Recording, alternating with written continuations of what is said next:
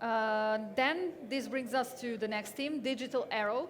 It was a team formed in 2015 in Novi Sad with the aim to establish themselves as a leader in high-quality game production in the region and set a new bar for quality game experiences. They are dedicated to building a bridge between skilled, passionate talents and amazing interactive media projects. And to tell us more about their work process, it's their development and game director and co-founder, Norbert Varga.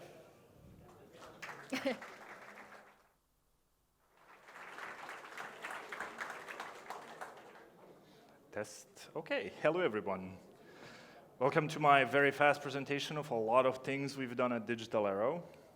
I'm Norbert, I'm from Digital Arrow. We're from Novi Sad. We love games and we've been making games actually in Unreal for more than 10 years, officially founded in 2015.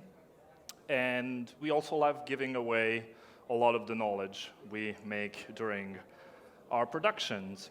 But I'm here today to talk about iterative game design and how Unreal Engine itself empowers our process because, truth to be told, it is a very important part of everything we do at Digital Arrow. But before we delve into that, have you ever had an idea that was like perfect on the first try?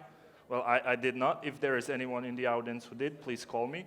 But otherwise, my iterative design principles have been created to avoid this problem so that I can spend less time reworking the mistakes I've made and spend more time spending with my cat.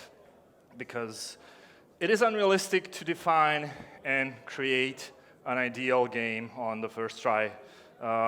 Everything we've come up with ended up being different quite soon, quite fast, sometimes just totally different.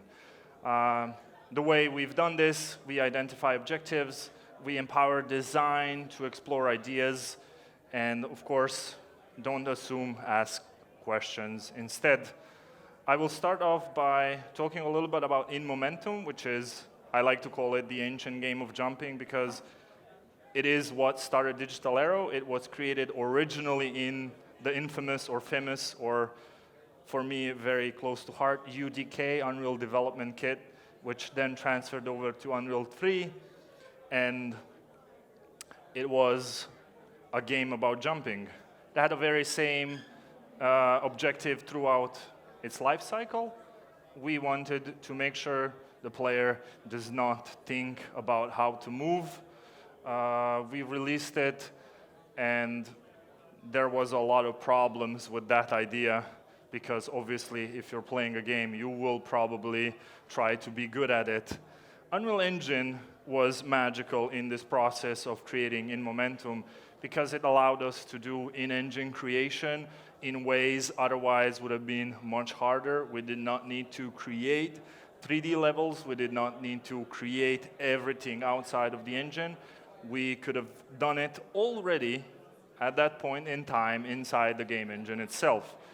Originally, from simple volume brushes to nowadays to the crazy level of modeling that you can actually do inside Unreal Engine 5.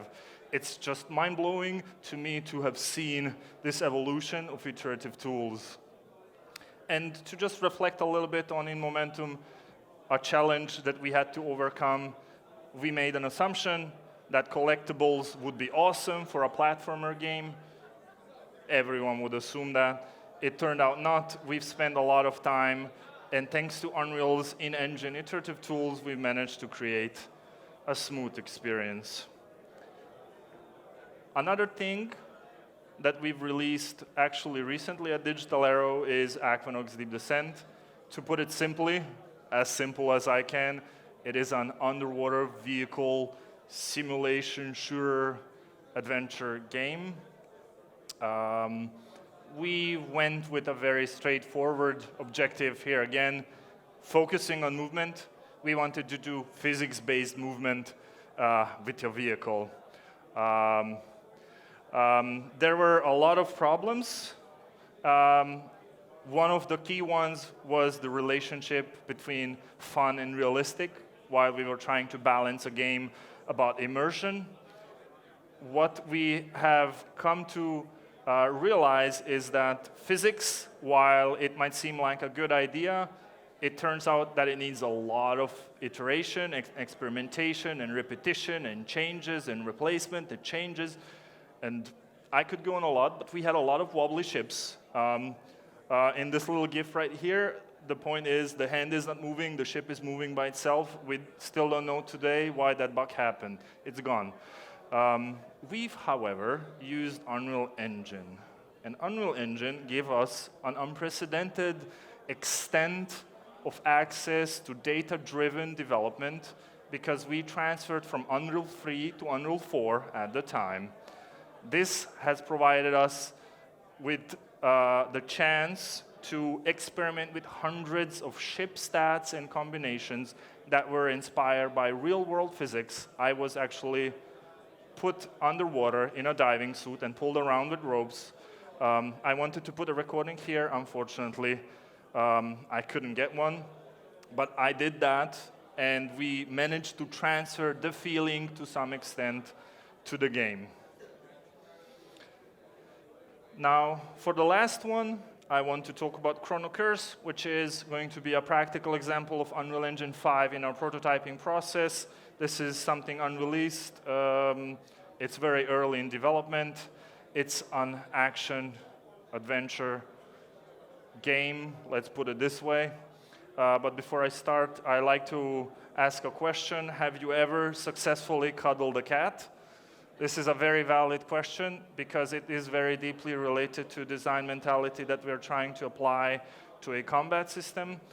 The point is, the combat should feel risky, but extremely rewarding when it comes through. This is Oleg, he is a sweetheart. Chrono Curse is an action game, and those who have worked on games that depend on